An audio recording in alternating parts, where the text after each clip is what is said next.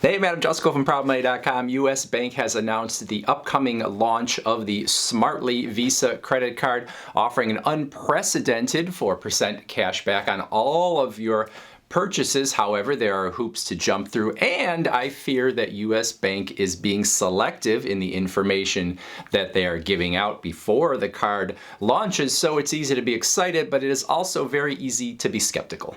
Here's what we do know about the U.S. Bank Smartly Visa. At its base, it is going to be giving 2% cash back on all of your purchases across the board, provided you have that cash back go into a U.S. Bank deposit account. Technically, you're going to be getting 2 points per dollar, which would be 2% if it goes into that account. If you redeem any other way, whether it's statement credit, gift cards, travel, whatever, it is going to have a slightly lower value. Now, there's nothing overly earth-shattering about a 2% cashback card, but what is exciting is that you can earn up to 2% more to potentially a flat 4% cashback on all of your purchases if you have a Smartly savings account from U.S. Bank and you have a significant amount of money with U.S. Bank overall, including some in that Smartly savings account and then other U.S. Bank deposit accounts too, whether that is an IRA or that is a brokerage account or other things that they might offer. So if you have a total of at least $5,000 with U.S. Bank,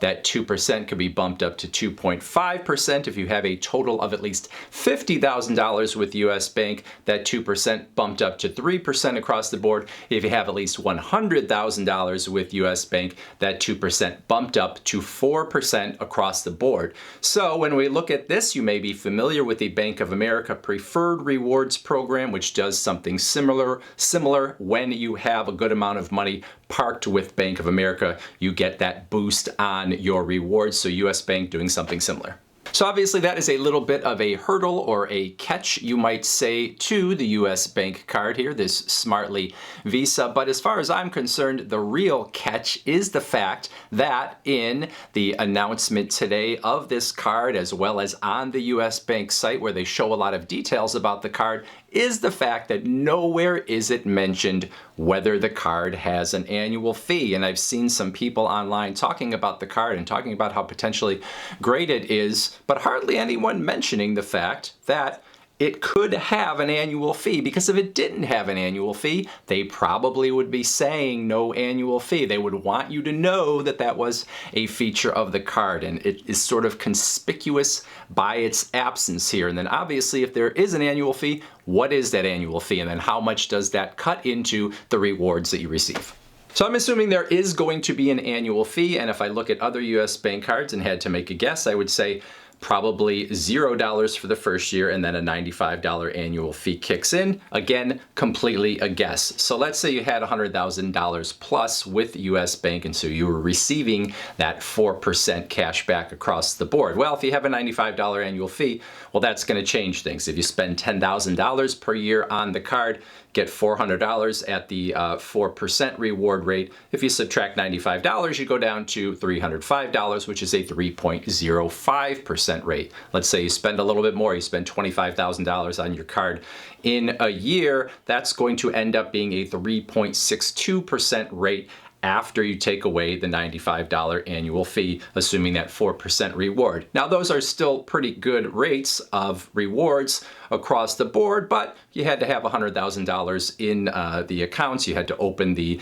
Smartly savings account in order to make all of this happen. And let's say you didn't have $100,000 to park with U.S. Bank. Let's say you only had $50,000, and so you're hitting that 3% rate across the board. Well, if you have a $95 annual fee, you spend $25,000 per year on that card. After the $95 annual fee, your effective reward is going to be a 2.62% reward. If you only spent $10,000 per year on the card and it had a $95 annual fee, you are going to be end up getting only a 2.05% overall return on your purchases effectively after the annual fee. So once you look at that, then you could say, well, you know what? I don't have to park all that money there. I could get 2 or 3 no annual fee cards that are out there on the market right now, and I could get essentially that same return. Might be a little more work in terms of holding multiple cards, but I don't have to put $50,000 in a U.S. Bank account in order to get there.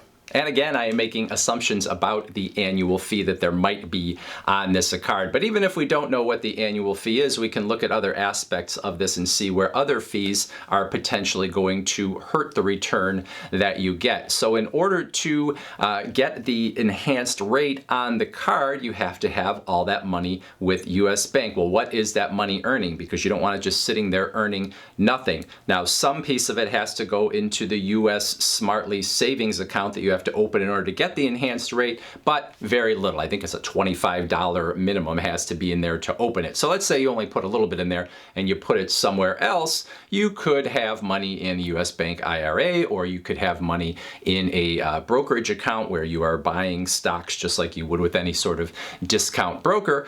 But if you have money in the brokerage, unless you have at least $250,000 there, they are going to charge you $50 a year for that account. Same thing with an IRA. Now, if you said, well, I'll put the money in the savings account and they won't charge me there, well, you can get a 4.1% rate if you have at least $25,000 in that account, but then you also have to have a Smartly checking account in addition in order to get that 4.1% rate, or you're going to get a lower rate. So now you have to open another thing in order to get the highest rate in that savings account. And with rates probably going down here in the future as the Fed starts to cut interest rates, well, then that 4.1% is probably going to go down as well. So when you have money with US Bank, you're either going to get hit with fees, or you're probably going to end up with an interest rate that is not super competitive on that money that is sitting there. So a lot of hoops to a lot of strings attached, and once you start to look at the possibility